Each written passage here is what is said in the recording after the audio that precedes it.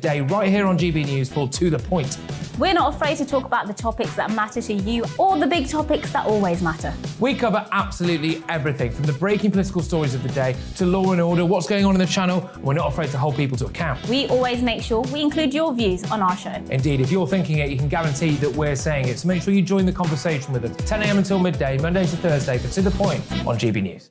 I'm Dan Wootton. Join me Monday to Thursday from 9 to 11 for the feistiest and most fun news debate on TV, where free speech reigns. I'll bring you a sharp take on the day's biggest stories, bombshell newsmaker interviews, and A-list guests. And I guarantee you, no spin, no bias, no censorship, and no reason to go to bed. That's Dan Wootton tonight, Monday to Thursdays from 9 on GB News.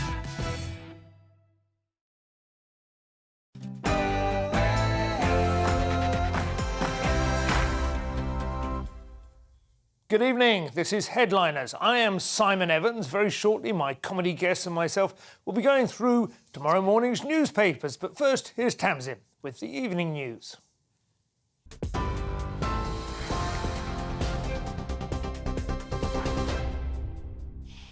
Simon, thank you. Good evening from the GB Newsroom. The Foreign Secretary is calling on G7 countries to introduce tougher sanctions against Russia to help constrain Moscow's aggression. During a meeting of foreign ministers, Liz Truss also said Ukraine should be given NATO standard equipment to help defend itself from attack. On Saturday, the Foreign Secretary will attend a meeting of NATO foreign ministers in Berlin. Police have issued 50 additional fines as part of their investigation into Downing Street and Whitehall lockdown parties. The Prime Minister has confirmed that neither he nor his wife have received a second fine. Boris Johnson, his wife Carrie and Chancellor Rishi Sunak were hit with fixed penalty notices last month. It brings the total number of fines to more than 100. Health Secretary Sajid Javid says the investigation has to be allowed to run its course. Lockdown rule breaking, whether it's in Number 10, it's in Durham, it's more than embarrassing. It's something that the Prime Minister and others have rightly apologised for, both to Parliament, to the British people, more importantly. And it's right that wherever the police think that they need to investigate this, that they are allowed to just get on with their job. Tackling the global cost of living pressures was top of the agenda at the Cabinet meeting in Staffordshire today.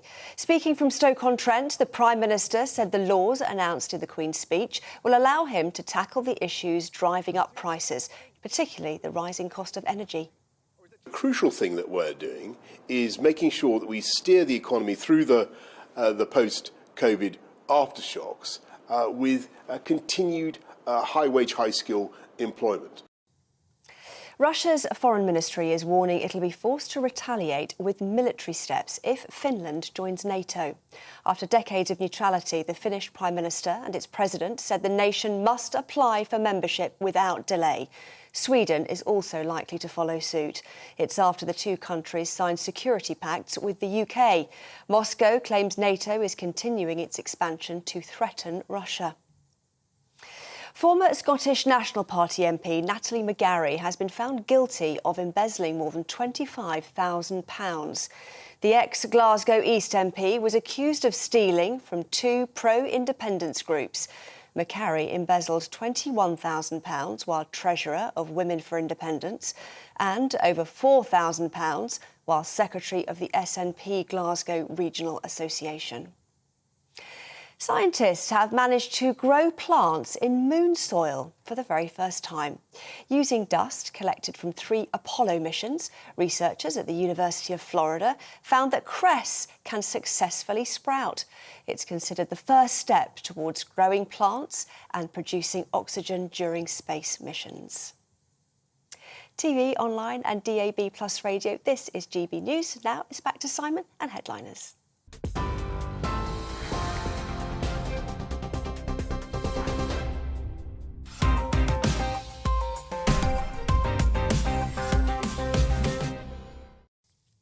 Hello and welcome back to Headliners, where we look at tomorrow's news today, or rather tonight. And of course you might be watching it tomorrow morning. But anyway, Friday morning's news. Joining me tonight are comedians Scott Capurro and Nick Dixon. Good evening, gentlemen. How are you? Again, Nick and myself, sartorially appropriate. Scott bust in from some sort of tennis resort in Florida. Well, it's golf season coming up, isn't it? Oh, so is it? You're just ready to spring into action. I'm dressing like the viewers. Nobody else wears those little lacrosse alligators anymore. Do you have a little, like a load of them on a roll? I have every colour. Peel them off and stick them on there. I have shoes that match. I have Do one you of really? those. I wear a jacket over it. The Scott's really flexing here because he's showing he's so high status he can just wear anything. Yeah. That's the Zuckerberg move, isn't it? It is, of course. You're absolutely I was right. just in Portugal. I'm just showing off my tan. That's all I'm doing. Wearing a tie now, I feel like I'm at the bottom of the rung. Anyway, let's see what they have in store for us on tomorrow's front pages. We start with the Daily Mail, as usual. 91,000 civil service jobs to be axed. That is at least a break from the tradition of having Keir Starmer's beer on the front page. And 50 signs you may be menopausal. One of them being presented there by Mariella Frustrup. Friday's Daily Telegraph has frost. PM must brave it out over protocol, and COVID effect on young people will be in inquiry spotlight.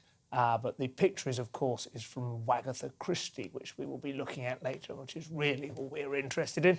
The Independent has revealed hole at the heart of our galaxy. There it is, the first ever successful photograph of the supermassive black hole, not just a regular one, a supermassive black hole at the heart of the galaxy. And EU accuses Britain of blackmail over protocol. A bit of a black hole blackmail double there for the Independent. The Guardian has US team flies in amid fears of Northern Ireland deal. White House calls for courage to solve impasse on protocol. And Friday's Financial Times has tethers peg to the dollar snaps as fragile stablecoin market takes hit. Who knows what any of that means? Well done. And BP's pledge to plough profits back into UK fails to quell calls for windfall tax. There's a certain sort of poetic rhythm to some of that, but that's about as much as I can get from it. Friday's Daily Mirror has partygate scandal, the home of UK's worst COVID lawbreakers. 100 fines now issued for people in power who made the rules. That certainly is quite astonishing. Friday's Times has Tories risk losing next election, Hunt tells PM, and former Cabinet Minister won't rule out leadership bid. He was one of the last two, I think, last time when Boris won, so he might be the man. Friday's Daily Express has defiant truss, not a new product, an adjective, and a Foreign Secretary will rip up Brexit border deal. And The Sun has She's Dame Deb's, honour for brave Deborah campaigner inspires nation. This is, of course, Dame Deborah who is confronting mortality. Friday's Metro has shot in the back, referring to the footage of the Ukrainian man who was shot by Russian soldiers. And the Daily Star finally has world's gone nuts. Keep your hair on. Tribunal decides calling man a baldy is sexual harassment. Well, I suppose sooner or later we'd get there. Let's dive into the confusing workings of that any minute now.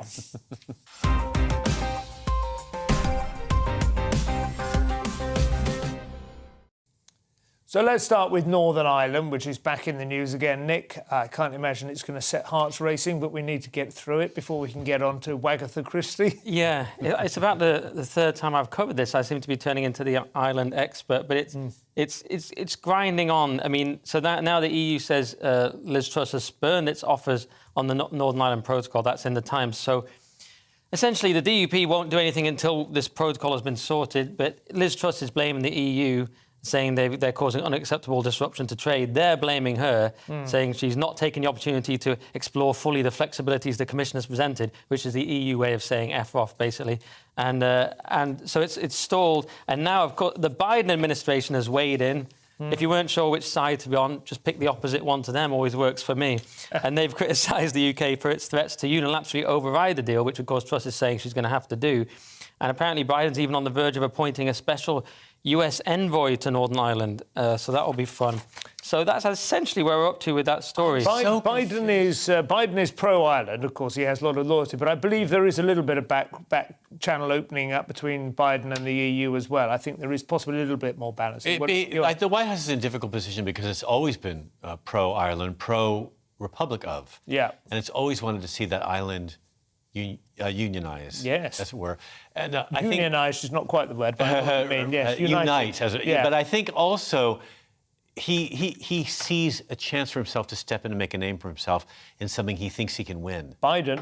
Yeah, exactly. Oh, you think and the so? people around him, too, yeah. He's got some very strong congressmen who have direct Irish ties who want to see this problem settled and solved. And I'm as confused as most people about it. Yeah. I'm told at points here and there that there's a hard border, that there isn't. I'm not quite sure what that means. Well, there's currently a border in the middle of the North Sea, which is not the North Sea, the Irish Sea, the North Sea. That would be inconvenient. Nobody really knows what that means, I don't think. Nobody really understands what that means. There's obviously nothing there, no. Well, do the ships stop at some point? Well, and someone boards a ship and checks all their paperwork? There's a ridiculous sort of pretense that Northern Ireland and is part of the United Kingdom, but that there is some sort of customs barrier that occurs. They're being treated differently than the rest of the British, is what Liz Truss is saying. And it does put pressure on in a United Ireland direction. And the funny thing is, as far as I can tell, is that the North would probably actually, if it got a chance, vote for that now, and the South is not that keen. The South I think doesn't it want go the other way around. Yeah. If I work there a lot. I'm going there a couple of weeks as well, and the people, my friends who live there, say we're not really interested. We've evolved in a certain direction that the North hasn't. We don't want to drag them along. And also, they're seen as an economic problem. Do you remember Stephen Sondheim, Send in the Clowns? Yes. It's that scenario, isn't it? Northern Ireland waited Finally, too long. we're here. Yeah, that's right. Yeah, exactly. You've gone on. Yeah, yeah. Anything you can't top Sondheim, I imagine, Nick, can you? Not really. I try not to take sides in any Irish conflict. It's long been my rule because it's a bit too scary. But I'm against anything that the Biden administration does. Is my position. That's a perfectly reasonable, reliable rule of thumb. Partygate back again. More fines have been handed out. Oh, again, it feels like it's over familiar territory. But at least Johnson and Kerry are not among them this time, Scott. Right. And 100 fixed penalty notices have been handed out. You're right, those two are not in there, and nor was the head of the Exchequer, but a lot of people were, obviously, 100.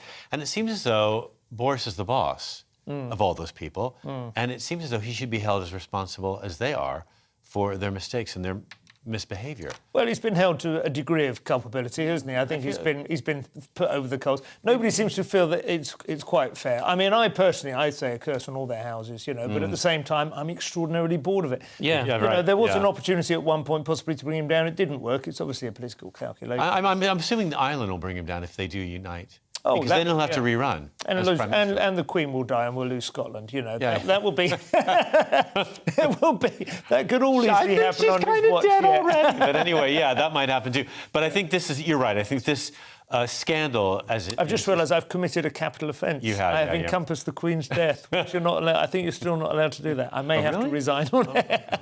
Well, there'll be an apology after the break, I'm sure. Yeah. I just... It's sweet that you think she's human. But I do feel like this is kind of running its Yeah, and I feel the same as both of you.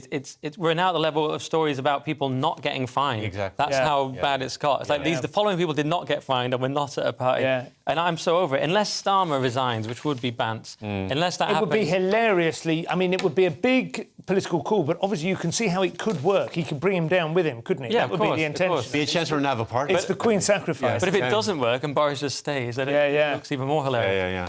They both have to go. He does feel like the man who is sort of, standing on the soapbox, declaiming left, right and centre and avoiding people just wrapping coils of rope around his ankles.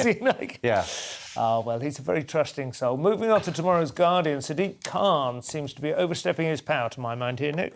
Yes, Sadiq Khan launches commission to examine cannabis legality. If you've been on Twitter, you may have seen various photos of Khan sort of staring vacantly at cannabis plants. Yes. Someone had amusingly photoshopped some redness into his eyes, which I thought was quite funny. He's like the man from Del Monte, but in a slightly different kind of greenhouse. Yeah, in a weird greenhouse. No one quite knows the point of Sadiq Khan, but he's over in LA seeing the impact of the city's decision to legalise cannabis, because LA is going so well, do you know what I mean? Yeah. Everyone's homeless, they're all on drugs. He's like, let's see if we can copy that. And I suppose... I love Los Angeles, fantastic. Well, there's nice elements too, but I'm just saying, if you're I mean, I suppose if you're a star man, you've got to deal with all these stabbings. If everyone's stoned, it probably doesn't hurt as much when you get stabbed. That might be the angle. I don't know. He's trying to promote the UK in the US as well, trying to get tourists to come back. Yeah. Oh, that might work. Yeah. You know, he's not a terribly charismatic man, but I don't know, maybe he plays well. There was a picture of him on a street corner with Michael Bloomberg. Did you see that? Yeah. They're both about 3 feet tall. It was extraordinary. They look like Merry and Pippin from The Lord of the Rings. That photo of him in LA did look like he just had taken a hit, though, and just and said, "I'm here in LA." It looked like he was kind of joining in. I don't trust like fact-finding missions of that sort. You learn more by going through Wikipedia or just watching a few YouTube videos. It's an excuse for holiday in LA. Yeah, he thinks he's got a safe seat. I mean, I wish Sean Bailey had done a bit better because he wouldn't be swanning off to LA. Yeah, there's so many problems in London. You're right. If he was being kept a bit sort of kept accountable, you know. You want to try I might run in London as mayor. What do you think? I think you should maybe get weed passed first. If people are high, they might vote for him. I really feel like he sees the benefit of marijuana. A lot of countries in Europe see it too. Yeah. You know, Germany's legalizing it, others are. I mean, the tax... That's no argument that Germany's... Would you are pro, are you? I am, yeah. Yeah, but within any restrictions or just like open the floodgates? Just open. I mean, I think for weed at least, for now. And I also think the jobs it creates, it frees up so much time for the police. We're struggling to find people to pick our, bloody blackberries, aren't we? And asparagus. Becoming like opening brand new... I'm not sure you should grow it. I'm not sure it grows that well here. And I know that...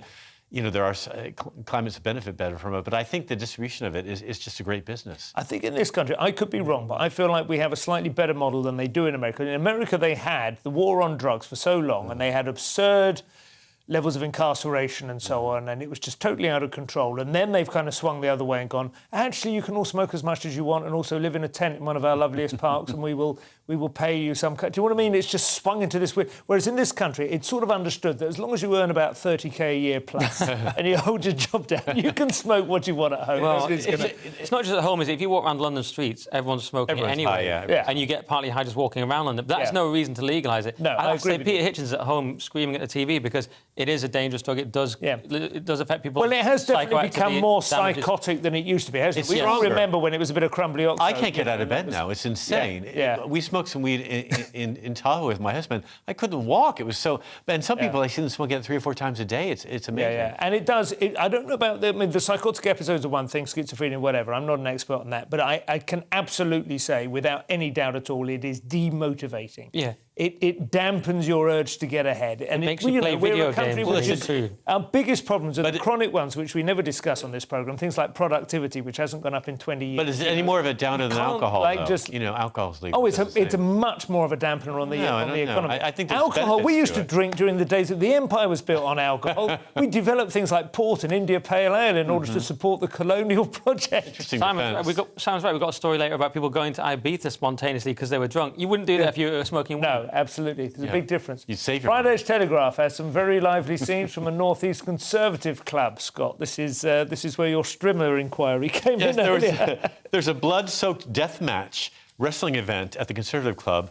in the town you mentioned, and the Durham Council... that word, I tried to pronounce it with you earlier. Constabulary? Thank you. Yes. The spokesman is very concerned. Yeah, I think so. There's an ongoing investigation because the event turned quite violent. There's blood sprayed everywhere, or the various people in the front row. Smashing each other over heads with, strip lighting units or something. Light bulbs, smashing glass everywhere. It was meant to be a friendly event for families, and there were kids in the audience, and suddenly these guys were just beating the heck out of each other, and no one really knows why, if they were cancelling a debt.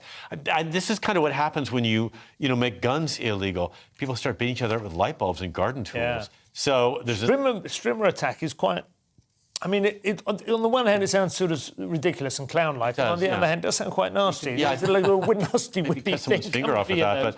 But, I mean, they're going to cancel the event altogether. There will be no wrestling matches at this venue from now on, which is too bad. Have they just been sort of local, amateurish, charity, or there's not a touring act or something? No, there isn't, but there is a local wrestler named Benji, Benji, who said he'd never seen such ultra-violence. And I think that sounds hot. It's like maybe the town needs a bit of ultra-violence. Maybe that was what was necessary, to get the crowd ultra-violence is from the Clockwork Orange, isn't it? What do you think, Nick? Well, I think the more you suppress masculinity in the culture, it's going to spring up violently in random places like I'm not Durham. sure garden strimmering each other is. No, this is what's happened. This is what Peterson would say, Jordan. This is what is it about Durham? That's what I want to know. There was Barnard Castle for Cummings. There was Keir Starmer's Beergate. Now they're having death matches. I like the title, the blood-soaked death match. That is my favourite type of death match. What were you going to say, Scott? I've played Durham. I don't know if you have recently.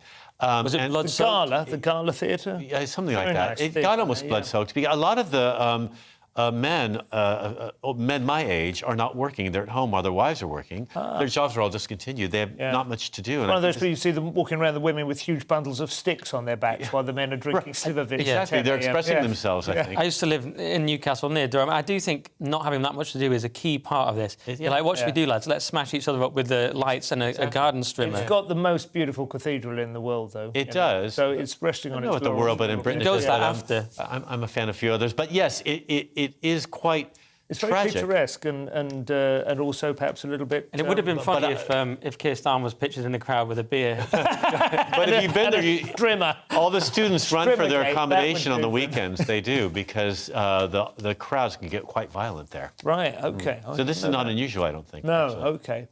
Wow. Friday's Guardian will take us up to the break with this story. Mankind has got its first glimpse of the black hole at the centre of the galaxy. Yeah, quite exciting. Supermassive black hole, in fact. And that sounds like how I would describe it. Sounds like the auto cue's gone down and you're riffing. Yeah. It's supermassive, class. It's like when my wife calls things spendy. It's supermassive. It's 20 billion miles wide. Yeah, I don't know if we have a picture of it, but it's a swirling thing. It looks much like the Eye of Sauron if you've seen Lord of the Rings. Yeah, I would imagine it's a picture that's been sort of created. It's not actually a photograph as such, is it? It's the best they could do. It's in movement all the time and changing. Yeah. So that's kind of a combination. There's a kind of like an eddy around the outside, which is travelling at the speed of light, very near as damage. It's called Sagittarius A, and it's consuming only a trickle of material. So in contrast with other black holes, which are sort of ravenous monsters like the M87 black hole. M87 is a beast. Out of control. This was there you much go. smaller. There's the Eye of Sauron. There it is, I told you. yeah. There's a more Eye of Sauron one, but that one's okay. Anyway, they put its sort of energy consumption into context. If Sagittarius A was a person, it would only consume a single grain of rice every million years. Incredible metabolism. That is Imagine having that. So it's a pretty stable thing, which I suppose is good since it's at the heart of our galaxy. You've got to avoid gluten, seriously. This is not sucking. This is more like a bath plug that's blocked up with hair. It's not a scary thing. Yeah. It's kind of And there are lots of them. This one's a lot more chill than some of them. So, yeah, that's basically it. And I like the fact that the guy says... I'm personally happy about the fact that it really drills home that there's definitely a black hole at the centre of our galaxy. I find that a bit metaphorically worrying, but, the idea of a black hole at the centre of the galaxy... Well, it's right in the middle, that's fine, and we're quite on the long way out. And I remember when we first found out, Douglas Adams used to do stuff about this. We were on the western spiral arm of, an unremarkable blue-green planet. But actually, there's something to be said for living in the suburbs, isn't there? When it comes to galaxies with super black holes in the middle, that's an urban... we're a little bit away from that. I don't know why people are so afraid of... everything has to go somewhere and come from somewhere. I don't know why people are so terrified of it. Yeah. I kind of like the idea of passing through, seeing what's on the other side. Do you imagine you'll end up there in death? Is that what you're thinking? Is that what you mean? Either there or on a beach with seagulls eating my eyes. Yeah, you've seen those movies. Yeah. Well, which one is it where they go through? Is it Interstellar, where he has to go through a black hole and he comes out the other side and he's on the other side of the wall watching his daughter fiddling about with a watch or something? Yeah, I hope that doesn't happen. Yeah. There's some quite fantastical notions about what a black hole... I think it would shred you a little bit more than that. Maybe, it wouldn't just be like a weird popping, I think I'll be all right. Got an immune system. You've trained for this. Coming up after the break, we will be covering spying, Bitcoin and electric cartels. In the meantime, here are some words from our sponsors. See you shortly.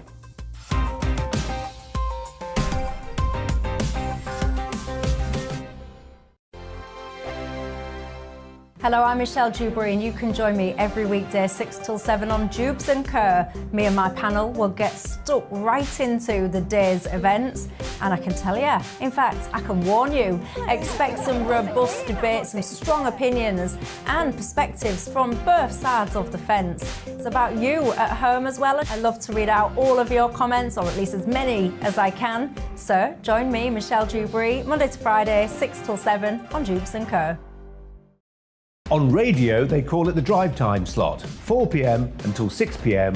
as listeners head home. It's that part of the schedule when the dust of the day's events begin to clarify, and we try to make sense of it for you. Brazier is drive time for radio and TV. It's fast, it's punchy, it's opinionated, there's a Brazier angle and a little bit of levity. That's the question. That's two questions, actually. That's Brazier, Monday to Thursday, 4 till 6 on GB News.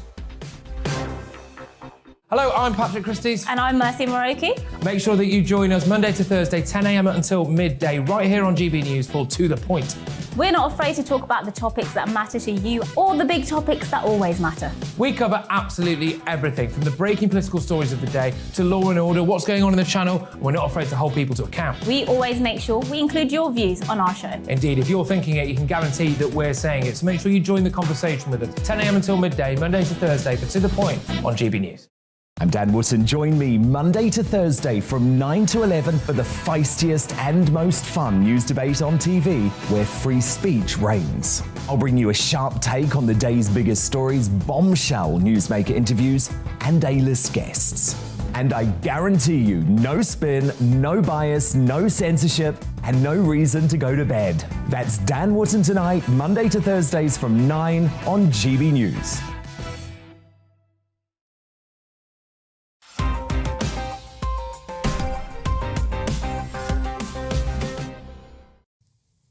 Welcome back to Headliners. I'm Simon Evans, with me Scott Capurro and Nick Dixon. So kicking things off in the second third, we have The Telegraph. Millions of electricity users have launched a lawsuit against a so-called cable cartel, Scott. Is that yeah, these cables were inflated in price, and the cost was passed on to the consumer. Yeah. They're high voltage and submarine cables that were bought by companies in Europe, Japan, and Korea.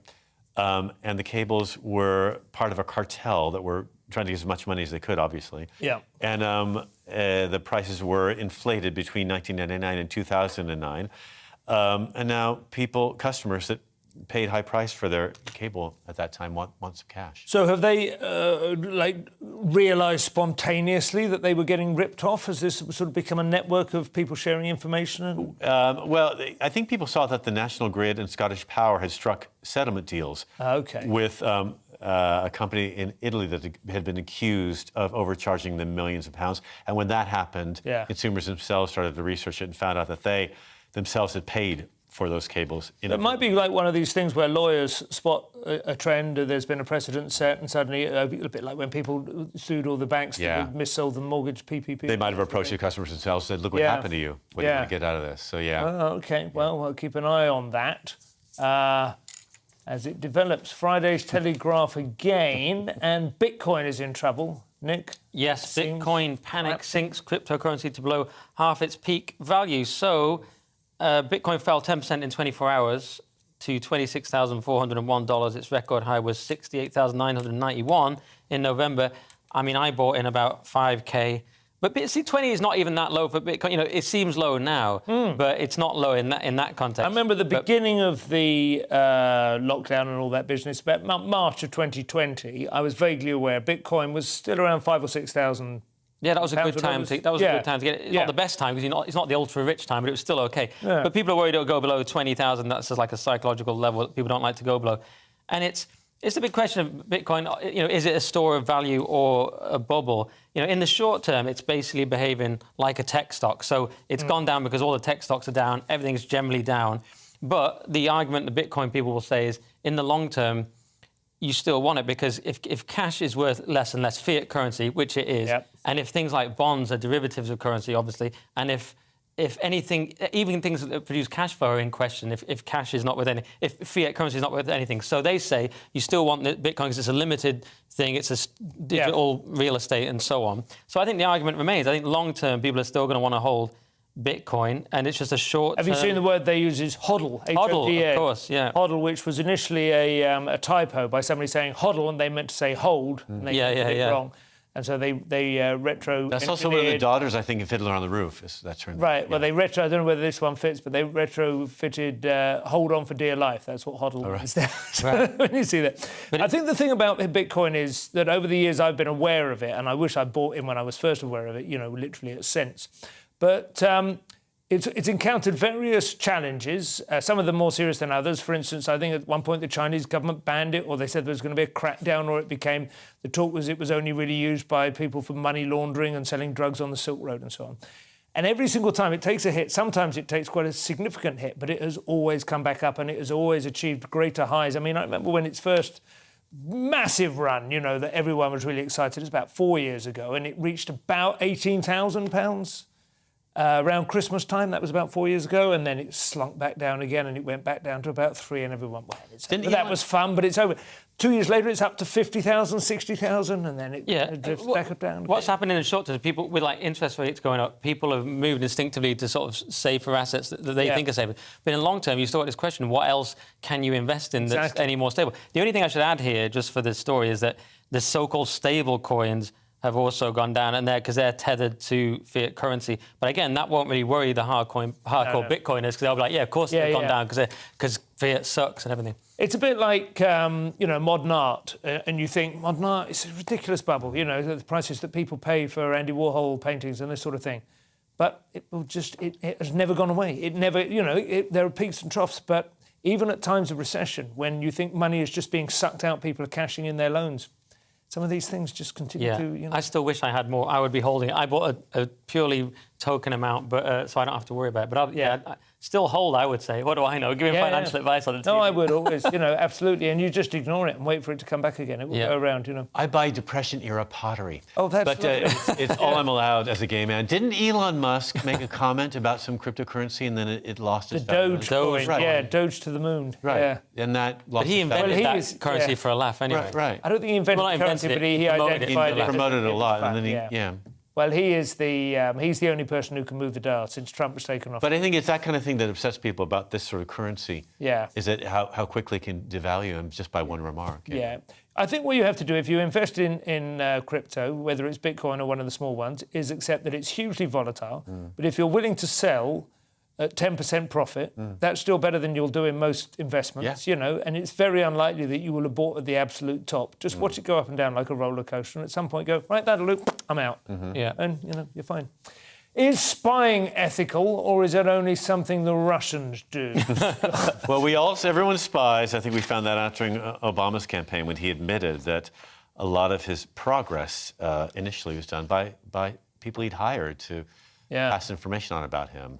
Right. And to watch his opponents and garner as much information about them as they could. In every interview he had, people were like, is he saying that his people spied? And they did, and we all do. Yeah, I mean, to criticize Russia for what they've done in the last 2 years is ridiculous when we've kind of trained them in our own way. But anyway, MI6, there's been a book written about the behavior of traditional MI6 agents.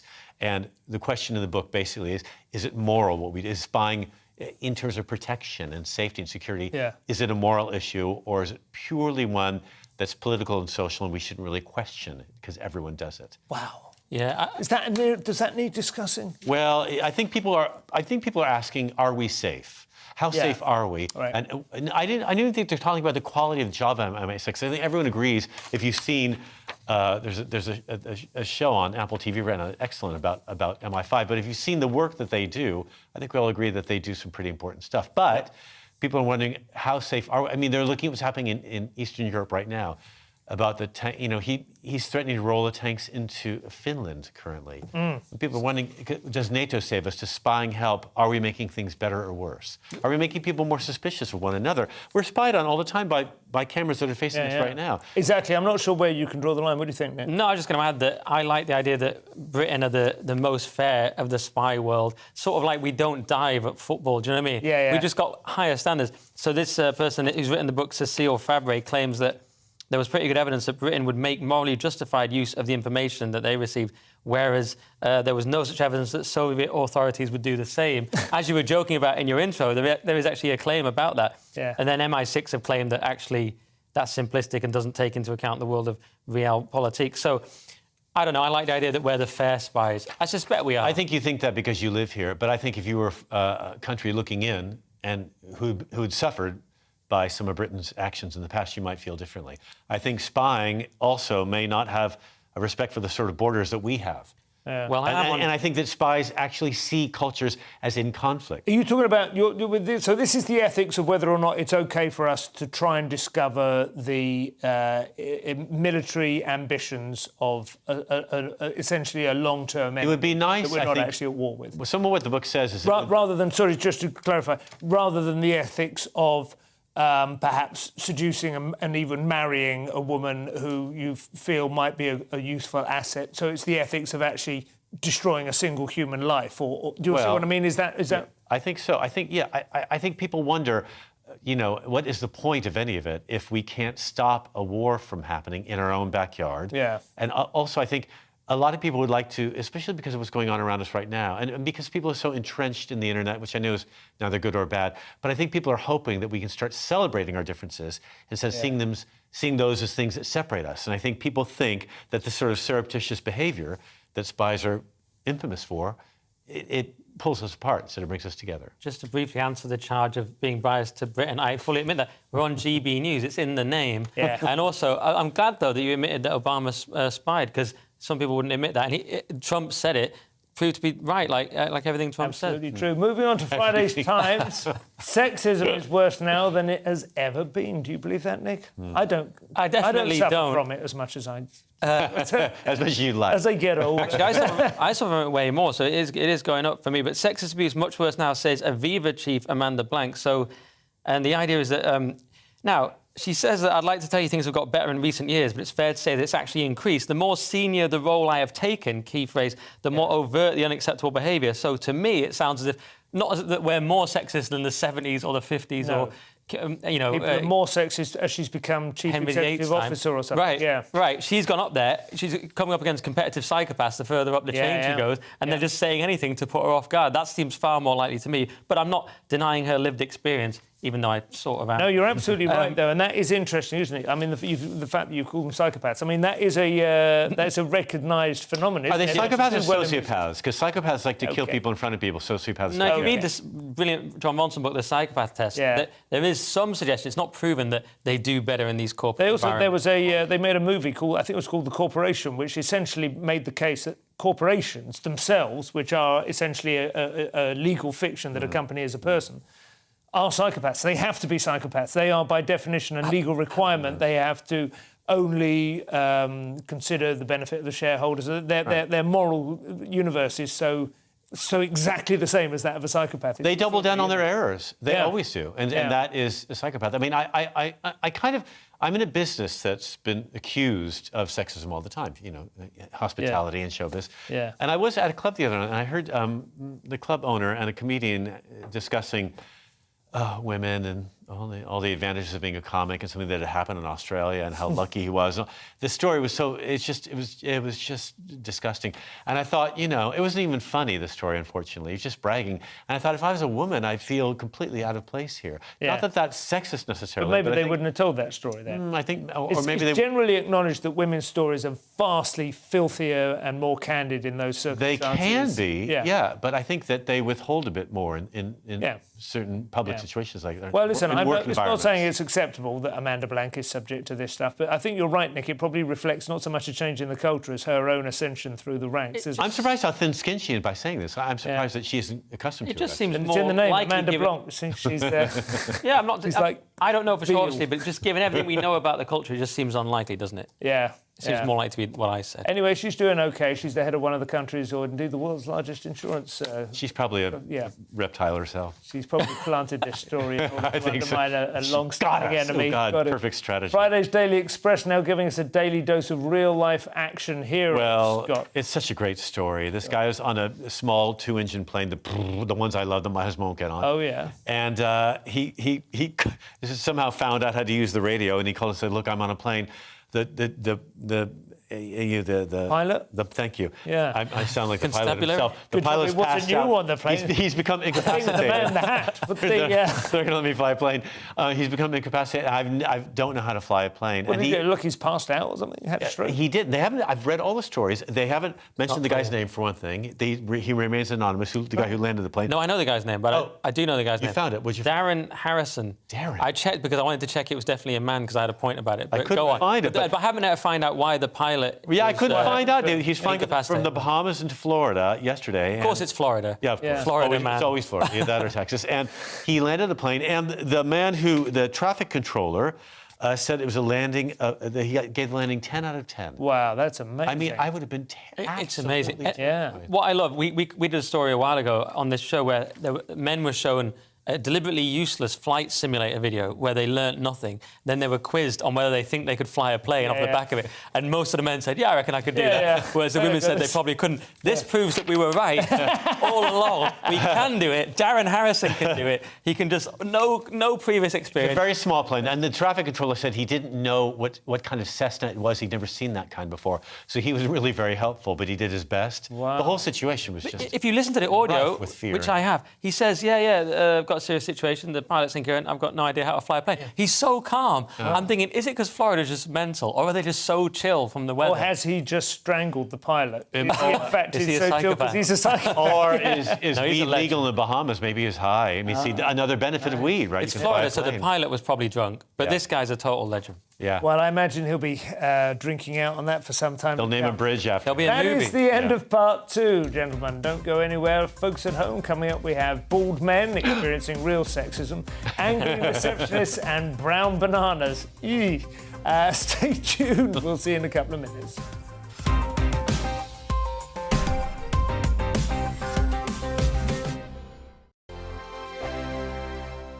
Hello, I'm Michelle Dewberry, and you can join me every weekday 6 till 7 on Jubes and Kerr. Me and my panel will get stuck right into the day's events, and I can tell you, in fact, I can warn you, expect some robust debates, some strong opinions and perspectives from both sides of the fence. It's about you at home as well. I love to read out all of your comments, or at least as many as I can. So join me, Michelle Dewberry, Monday to Friday, 6 till 7 on Jubes and Kerr.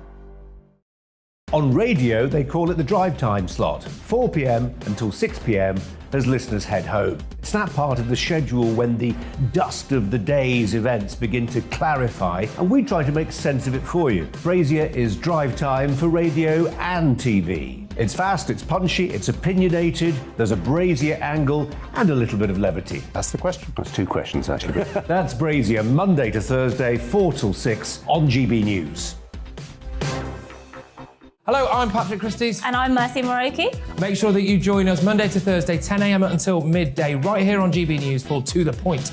We're not afraid to talk about the topics that matter to you or the big topics that always matter. We cover absolutely everything, from the breaking political stories of the day to law and order, what's going on in the channel. We're not afraid to hold people to account. We always make sure we include your views on our show. Indeed, if you're thinking it, you can guarantee that we're saying it. So make sure you join the conversation with us, 10 a.m. until midday, Monday to Thursday, for To The Point on GB News.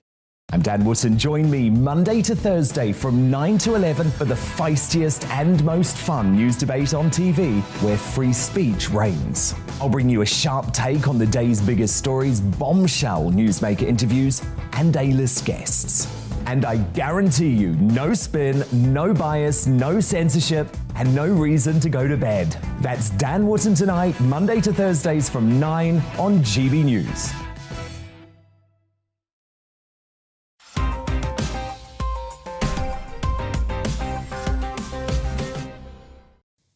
And welcome back to Headliners with me, Simon Evans, joined by Scott Capurro and Nick Dixon. So, Russia once again, this time in the form of an app, Nick. Is this Russia or is it China? It's Russia, this one. It's China. Moscow, actually. Yeah. This is brilliant. Profile picture app everyone is using is sending data to Russia. So you might have seen annoying people, or just generally people, on Facebook changing their profile to a sort of cartoon portrait. Oh, yeah, yeah. Now, I never do these things. You should never follow the herd. Never change your bio to a Ukraine flag or a rainbow. Sorry, Scott. What? Never do these things. That's so no, hostile. because you shouldn't follow the sheeple. And I've been proved right by this story. So tens of thousands of people have added their pictures to this, and it's called New Profile Pic App. But now it turns out that because of a leaked database, that this is a Line Rock investment, and it's based in an apartment complex overlooking the Moscow River beside Russia's Ministry of Defense and just 3 miles from the Red Square. So at the moment they know it's a Russian business, so that's dodgy. But is there any suggestion that your data is ending up in the hands of the Kremlin? I'm going to move on to that. Don't worry, Sam. Well, so someone said, they're capturing people's faces in high resolution. Why do you need that amount of data? Yeah. I mean, I would question that. If you remember the late John McAfee used to say, if there's a free app on your phone, it's probably doing something dodgy, because why are they just giving you a torch or something? Well, I'm sure it's a well-known phrase now, but I remember when I first encountered it, if you're not paying for it, you're not the customer. You are the You're product. the product. Yeah, exactly. And it's really worth remembering. Now, of course, to answer your thing, they've said, look, this is just the manager that is based somewhere else. It's the Moscow River was the address of the lawyers, and the address has now been changed to avoid any confusion. So they've moved. You won't find those offices like Boiler Room or something. They've all gone. Yeah. And of course, Snopes, who are always totally reliable, lol, says there's little evidence to suggest the app is any more invasive than any other apps. But I don't know. I still like the idea that it's sending stuff to Russia. Well, there is the possibility. I mean, it may be vanishingly rare that they'll ever use it. But detailed facial recognition systems. That is a big part of a surveillance state, isn't it? I don't know what they might be able to use that for. I know that's the thing. It's like, what are they putting this together for? Which is even scarier to not. I mean, there are people in Hong Kong tearing these cameras down on the main street. Because they're terrified of the extent of the control that the government have over them. And meanwile, we're just going. Yeah, we're giving it away. It's been installed over 1 million times. Why? Just so you can do something silly with your face. And actually, those you can get like proper. I mean, say proper, but there are Apple or Samsung or whatever approved apps that will have that same effect anyway. Working from home continues in some sectors. Jacob Rees-Mogg is not happy. You cannot clean chimneys from home. But seriously, Scott, is he battling with the civil servants still? Is he? I assume. Yeah, people are saying work is no longer a place. That it's a state of mind. It's a state of mind. It's a social construct. Yeah, it is. Jacob Rees-Mogg has said, as we know, he said that he wants people back in the office, civil servants back at work, working what he thinks is harder. But the statistics show that people can be as productive at home. Do they know? Is it still controversial, isn't it? Well, actually, it's also offset by the that commute, what it does to the planet. So there's that too. Yeah. And these people are claiming that they want to be thought of as something other than work-shy, inefficient, woke agenda, latte-drinking liberals, which sounds wonderful to me. I'd love to be thought of that way, and I'd love to work a little bit less and be a little bit less chronic about producing. Apparently the claim that hybrid working brings increased productivity and a reduced carbon footprint is accurate. Yeah, So, I guess that's so. Even so, I am sceptical that the same quality of work gets done. I mean, obviously, our jobs are slightly different. But my wife she works in PR. She has been working from home for years, but she does say you do need to get up and go in occasionally. It'd be nice. Well, like I said, they mentioned the hybrid. It would be nice if people could just go to the office once a week, once every 4 or 5 days, and then go back and then just check in. I mean, it depends how far you've got to go in as well. But my ideal is always, if you go in 4 days a week and stay over, go in Monday, stay over Monday night, come home on Tuesday evening, and then do that again Thursday and Friday. You've only had to commute each way. Right. You see what I mean? Once a day, you sleep. Stay over. Yeah, stay over. Like sleep in your office? Well, it depends how far out you are. I stay over when I'm in London doing this show, because you can't. But you're stay over. You have a very posh. situation. Not everyone has that kind of situation. Sleeping in their car on the bus. Palace, true, I love this idea that work is no longer a place. It's such an abstract defence. It's up there with there is no spoon. It's just like it's so philosophical. But I'd love a supermarket worker to try it. It is a little bit of a privileged statement because It's definitely works, definitely a place for a lot of people, including us, like you said, but not that we're in a supermarket. But I can't sympathise because commuting is so horrible. But I do think it's just funny to me how many people after COVID said, we're just not coming back in. They just couldn't face coming. That's what it really is. You can philosophise and say, it's no longer a place. It's more of a concept, guys. You don't want to go back into work after COVID because you got used to being at home. And I sympathise to some. I think some people did want to go back into work and missed it. And I think those are the people that should be there. I think, if the option is there, if you feel like you can get done what you need to get done at home, I think people would even take a pay cut to say. I mean, I suppose the truth is none of us really know what a civil servant does all day and how likely it is to be. They're really good at what they do. Don't know what they do. But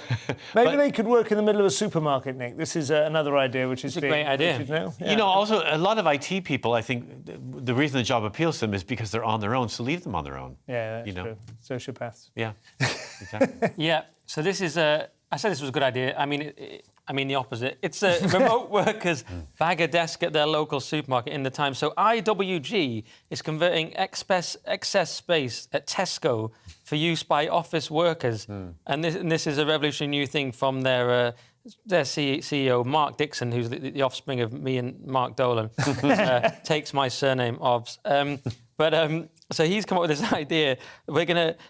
They're going to put working space in supermarkets. And he's justified this by saying, what about in-store cafes? They were a novelty a couple of decades ago. Think of all the other things that you have in a supermarket today that you didn't 20 years ago. I'm amazed. I don't think this will take off. I mean, how fat would you get for a start? Yeah, in that's awful. You're right. It's bad enough. And then all those announcements, working near the fridge, like, ladies, we're closing in 15 minutes. All the constant announcements. The lighting is awful. The lighting in supermarkets is really depressing. But maybe we'll look like dinosaurs in a few years, and this will be the whole thing. People working in supermarkets. It sounds mental to me. I went into Tesco today. I found it so depressing, and everything was moving so slow. It's the last place I'd want to be when after work. Yeah, I agree. You want a busy environment. Yeah. And the whole thing of working from home came about because of the so-called pandemic. But now that was the last place we wanted to be was a supermarket. Right? Yeah. I go. There's some nice big cafes. I think that there is a new kind of cafe which is created with the idea with completely like a power socket at every table and so on. They're totally on board with the fact that people are essentially. And if you charge, it seems to me that there's quite a good system in place. Basically, if you charge £4 for a latte instead of £3, you've kind of built in, you're not going to hurry those people and shoo them away. Apparently pubs were doing this. There was you could pay £25 and stay the whole day and eat as much as you want and work there. That's a great idea. Yeah. But supermarkets, not seeing it. No. I might open up the spare room for it, though. I have to be gone by the time the Airbnb guest comes back in the evening.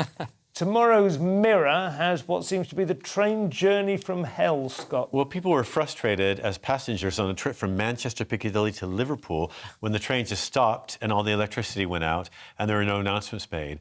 And 45 minutes later, it was pure chaos. People were banging on windows, they were smoking, children were screaming, they were demanding some sort of answer from no one. No one was there. And the lavatory had broken, I believe, of course. Well, there's that, yes. Yeah. And people started to urinate on the floor and all over the sink. It's extraordinary how quickly we will devolve, isn't it? They were on the train for a little over 2 hours, and it became apocalyptic. And they eventually got in, and then they weren't brought to the station they were meant to be brought to, and then they couldn't get. Some people didn't get home till 1 or 2 in the morning. And they'll never be the same. Yes, they will never recover. Partly, it just sounds like a normal northern train. And I can say that because I'm from there. So that's.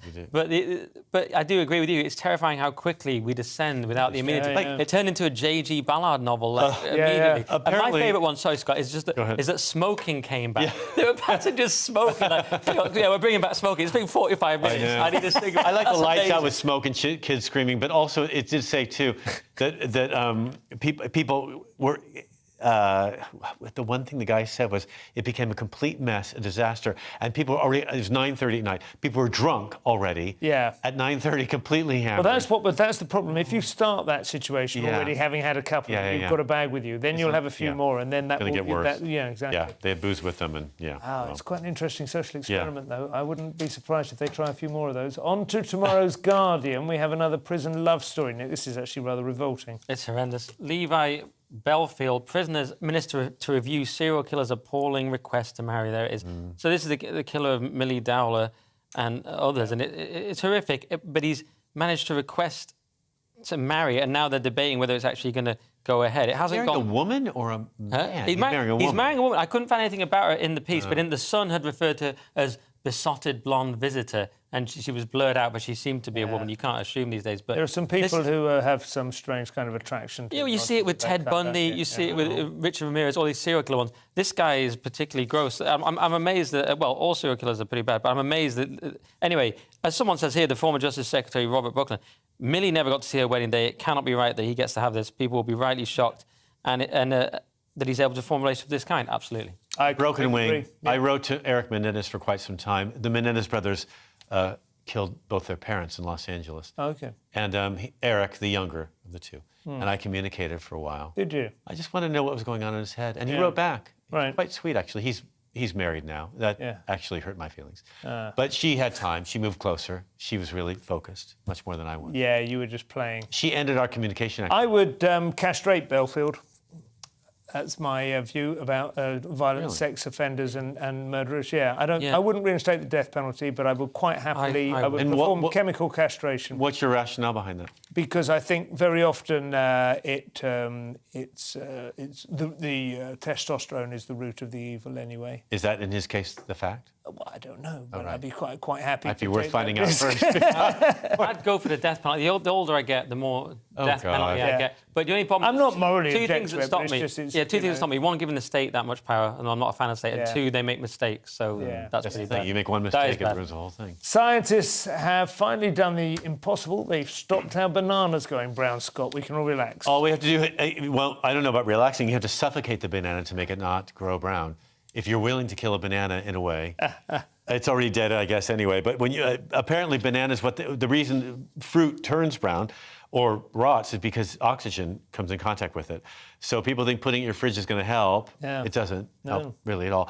And what you need to do, though, is put your bananas into not a cold but a cool container to help it maintain its temperature for a longer period of time.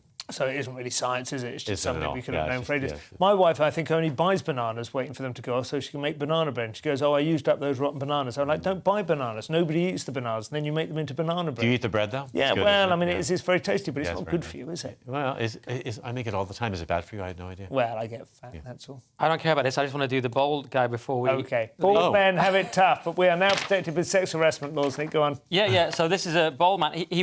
He was fired from the British bun company, from the factory, and someone referred to him as a bald C word. And then they ruled that this was sex harassment, not sexual, but sex harassment, because it was related very much to being a man. They admitted that some women are bald, like Jada Pinkett, they may have said. Yeah. But baldness is more prevalent in women, so it was... And I think this is great that bald men are hitting back. I feel like men didn't want this world of all these fairly trivial claims. No. But now the world's here, we're going to play, and we're going to play to win. So this is essentially a hate crime, is it? It basically is, yeah. I mean, isn't it? You never see bald romantic leads in movies, do you? We can occasionally... You do. We can get to be an action guy occasionally, like Jason Statham. There's so much prejudice against bald... Sean Connery. As if I'm bald. I don't know why, but I identify with just men in general. I'm struggling a little. But I'm still there for now. So, well, you've my dad's bald. Nicely. I see that... You know, I empathise with them now, in case it comes. My father and both my uncles are bald. They went bald at a very early age. They look at my hair like I'm a... you're a freak. Yeah, it is slightly annoying. Finally, Prince William is breaking all the rules with a touch of love, Scott. This is our last story of the evening. Well, William was on one of his walkabouts in Scotland visiting people, some of whom wanted to see him, some didn't. Yeah. And William Burns, 66, was overcome with emotion at meeting the future king and wept. And William stepped out of his role as the Prince of Neverland and hugged him, touched him. Yeah. So there you go. He broke another rule. And he and that thing he's married to, that cardboard box, who reproduces... What, Kate? How dare you? She's lovely. She's horrible. And she's plays a monster. her role to perfection. I won't have a word against her. She's a hoe. Anyway, the two of them... GBNews. The two of them... That's outrageous. Want to... Imagine us going on American TV and referring to Meghan that way.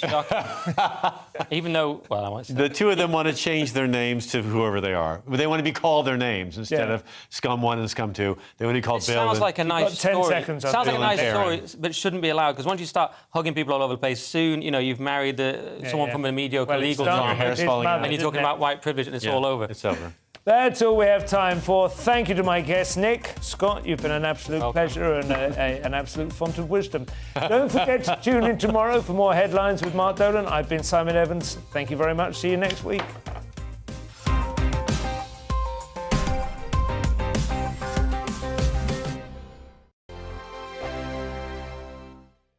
Hello there, I'm Eamon Holmes. And I'm Isabel Webster. And we hope you can join us for Breakfast with Eamon and Isabel. You make me laugh out loud, belly laugh. Is that important first thing in the morning? Yeah, absolutely. And there's me trying to be deadly serious. News is a serious business. Yeah, I have to rein you in sometimes. Well, it doesn't stop us laughing at it. It doesn't stop us having an opinion on what's going on. Yeah. And it certainly will not stop us reflecting what you think. Weekdays from 6 to 9:30 on GB News. My name's Tom Harwood, and every weekday we bring you the brief